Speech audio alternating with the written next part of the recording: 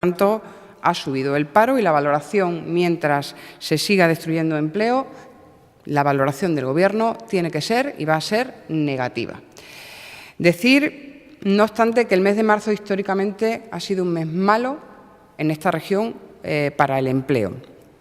y que este mes de marzo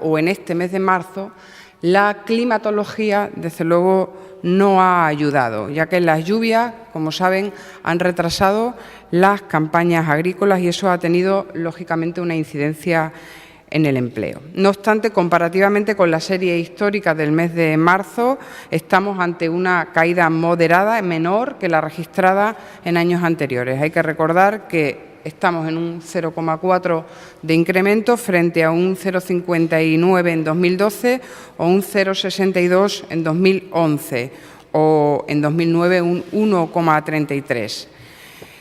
Hay que destacar también que en este mes se ha producido una bajada en el desempleo femenino de un 0,47%, con 382 mujeres menos desempleadas y un descenso en la variación interanual de desempleo juvenil que alcanza el 1%. Por lo tanto, los colectivos prioritarios en la acción de Gobierno,